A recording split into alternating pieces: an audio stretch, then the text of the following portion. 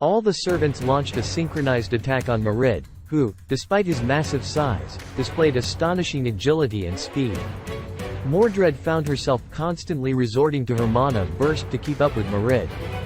Normally on the offensive, she was now primarily focused on shielding her fellow servants from Mordred's relentless assaults, using her speed to intercept his strikes. Meanwhile, Emiya is on guard, diligently maintaining multiple layers of Roayas, protecting the masters near the portal. Mordred's might prove overwhelming, a single punch able shattered Roayas as though it were fragile glass. We're unable to engage the Djinn. He's too swift. In a fleeting moment, Gilgamesh seized an opportunity to ensnare Mordred with his Chain of Heaven. Mordred halted, ensnared by the chain. Chain? You're funny. Artoria, Mordred, Skaha, and Berserker lunged forward to assail Mordred. Their weapons barely penetrated his defenses, failing to puncture his skin. After a brief struggle, Mordred al-Mazmuma effortlessly shattered the chain, reducing it to insignificance. Impossible. That's the Chain of Heaven, designed to ensnare even gods. Oh, please, don't overstate this feeble chain. Perhaps the god you worship is just a feeble entity. Everyone, look out. A colossal hand materialized out of thin air, gripping all the servants with the intent to hold them captive. Artoria, Skaha, and Mordred grunted in pain.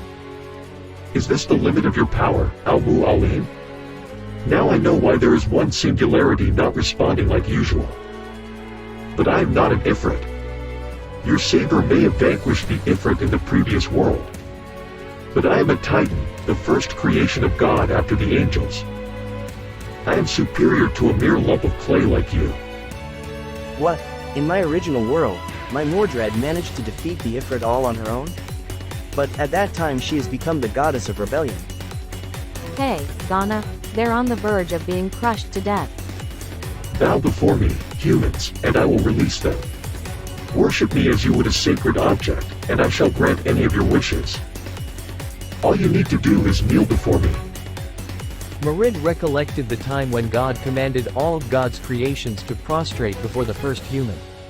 Then he endured the further humiliation of having to bow down before the prophet Sulayman. He detested humans so intensely. Where is your god now, Al-Mu'alim? With courage, Ghana meets Mordred's gaze with unwavering bravery. My god is closer than my own jugular vein, Mordred. I bow to no man. For I am no man, and greater than any man. Now, bow before me. My god can't be seen by any of the creations. There is no image of my god, never had offspring, nor was born. I bow down only to God and not you, Mordred. Then where is your god now? Leaving you as the sole survivor of the Al-Mu'alim of Alexandria? Worship me, and I will resurrect your parents from death. You will be together forever. Sweetheart, do not be swayed by that creature. Senpai. Sakura's grip on Ghana's arm tightened in worry. Do not underestimate humans, Mordred al-Mazmuma. My god is closer than I am to myself. I am the proof. I am standing here, facing you, is proof that fate lays before me because God wants me to show you why you should prostrate before the first human. By making you the last Al-Mu'alim? What a cruel God we serve. I am not alone. I never walk alone. The one who stands before you is not a sole survivor of the scholar of Alexandria. I bear the cumulative knowledge of all those scholars throughout many millennia. I am here with everyone. I am standing here with everyone. We shall vanquish you, Djinn. You challenge me? I've deceived countless humans. I've been worshipped as God. What can one puny Al-Mu'alim do alone? Ghana extended his arm to Sakura, locking eyes with her. I don't know if my current aura will be enough. Sakura, do you trust me? I trust you, Senpai. I'll use you as a conduit, as I have no magecraft abilities or access to mana. I will whisper the incantation to you. You will utilize my aura, but you'll be the one to cast the spell. I'm ready, Senpai. Close your eyes and visualize the sun. Not a yellow or fiery orange sun, but one radiating all colors, a pure white sun. Picture it clearly. Berserker goes into a rampage and finally manages to break free from the hand's grasp, lunging directly at Mordred. Mordred tries to attack with an energy blast but fails due to the perfect dispel scroll. Perfect dispel. I cannot use see here. Berserker attempts to slash with his sword, but it gets stuck in Mordred's tendon. Mordred conjures another hand and presses Berserker to the ground. Berserker is immobilized by the immense pressure of the hand. Meanwhile, Mordred turns his attention to the other captured servants and begins crushing them slowly. The screams of the servants can be heard by their masters. No, Mordred. Don't move, senpai. You are not in a condition to move by yourself. Sakura, focus. Imagine the sun. Make the sun's image solid deep in your brain. I am trying, senpai. Berserker growls furiously and grabs Mordred's leg, trying to pull him towards Berserker's position. However, Mordred makes a gesture, and Berserker is crushed flat like a bug. Berserker. Berserker regenerates, more furious than before, and uses his sword to attack Mordred again, but Mordred doesn't budge at all. Interesting. I wonder if those servants can also regenerate like you. Mordred, use the small gap to swing your sword with mana burst. I am trying. Mordred did her best, managing to cut the hand and free herself from Mordred's grasp. Bazit used her ability to destroy the hand that was holding Skaha captive. Mordred helped Artoria break free by cutting the fingers of the hand that gripped her. Father, are you okay? Yes, I'm fine. Artoria and Mordred helped Hassan, Ryder and Gilgamesh out of the grip of the hand. Meanwhile, Berserker continued his relentless attack on Mordred. Senpai, I can already visualize the sun. Its brilliance is clear to me. Ghana was astonished at how quickly Sakura conjured the image of the sun's color and radiance. Something very few could do, as gazing directly at the sun is impossible. I'll quietly recite the incantation to you. Ghana whispered the words into Sakura's ear.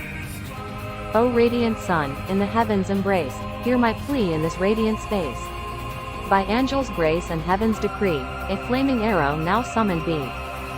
Mordred, who possessed an uncanny ability to foresee future events by mathematical calculation, quickly grasped the unfolding situation.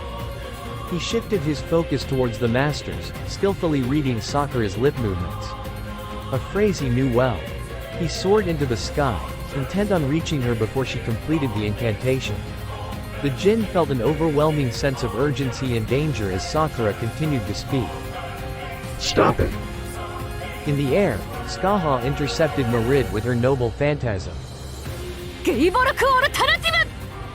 The spear shot towards Mordred, striking him and forcefully driving him back to the ground, where it exploded with tremendous force.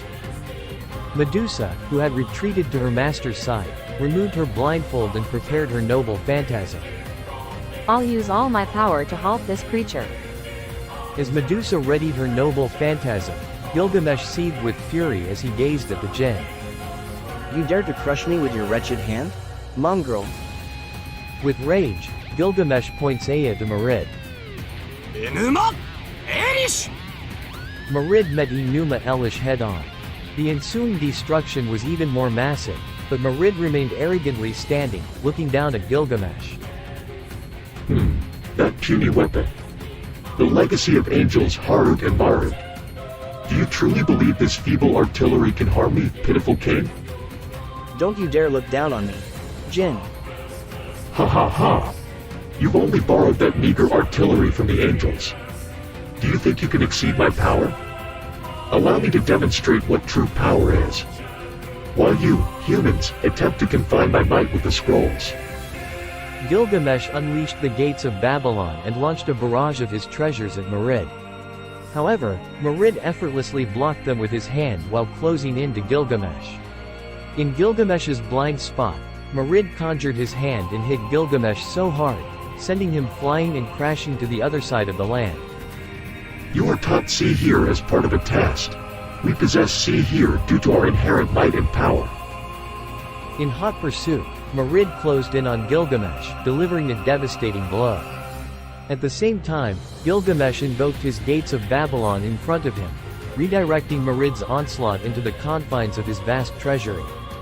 An eerie feeling washed over Gilgamesh as he sensed the destruction of much of his priceless collection. Mordred's assault had been relentless, and it intended to annihilate everything in its path, including Gilgamesh himself. Fortune favored the King of Heroes as he activated the Gate of Babylon just in the nick of time. With the realization that his attack had failed to break Gilgamesh, Mordred executed a powerful kick that sent the King of Heroes hurtling toward the location of the Masters near the portal, intended to disturb Sakura's incantation. Father, we have to stop him. Mordred and Artoria attempted to intercept Mordred, launching a direct assault, but Mordred pressed on, rendering their attacks ineffective. Mordred and Artoria were slammed to the ground by Mordred. With purpose pure and power untold, let it strike down the Djinn so bold. Piercing their hearts, let justice be done, as the blaze from above consume as one. Mordred continued his relentless charge toward the Masters who stood poised near the portal. Despite the vast difference in size, Berserker attempted to pull Mordred back and halt his advance. Hold him, Berserker. I will crush this foul demon's heart. With resolve, Hassan unleashed his noble phantasm, Zabania. His finger touched Mordred's chest, but to his astonishment, nothing happened. What? Why has it not worked? That is one of my child's hands. A mere creature like you possess the hand of Ashithon or Rajim is such an insult.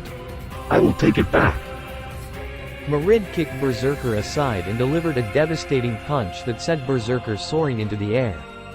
Hassan tried to retreat, but Mordred captured him, forcibly seizing Hassan's cursed arm, resulting in grave injuries for the assassin. I shall crush you with my own arm. Mordred proceeded to devour the cursed arm, and as he prepared to crush Hassan, the chain of heaven intervened, yanking at every finger that held Hassan captive. At last, Hassan broke free from Mordred's relentless grip and Hassan retreated to the portal. You again. You truly seem to yearn for death. Rin, heal assassin's wound. Rin healed assassin with her gems. Finally, Ryder unleashed her noble phantasm. Ryder soared toward Mordred, the blinding light striking him with such force that it sent him staggering backward, further away from the Masters. Perish in Tartarus, creature. Get away. Medusa employed her mystic eyes in an attempt to petrify Mordred, but mystic eyes had no effect on the Djinn. Nevertheless, Medusa persisted, trying to push forward. Mordred managed to regain his footing and delivered a powerful blow to Medusa and her divine beast, sending them tumbling away.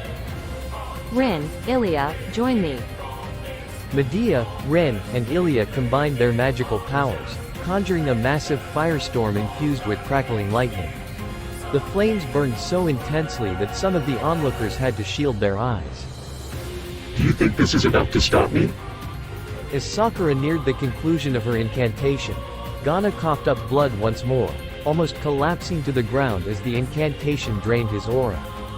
Despite this, Sakura maintained her focus, supporting Ghana and pressing on with her incantation. The heavens ascend, and Djinn's reign of chaos swiftly ends. Arrow of the sun. Everyone, shield your eyes. Get away from Mordred. Sakura is able to feel the aura capacity that Ghana has. His remaining aura is the size of the earth itself. She couldn't imagine how large his aura was at his prime. With the incantation complete, a rift tore open in the sky, a pitch-black tear facing Mordred al-Mazmuma. No, an arrow that fires by the angel. Amidst the blazing firestorm, Mordred managed to spot the small rift in the sky. Then, in an instant, a solid beam of white blazing fire forth from the rift and impaled Mordred's body, prompting a howl of agony from the Djinn. Ah! Al-Mu'alim! You are dead.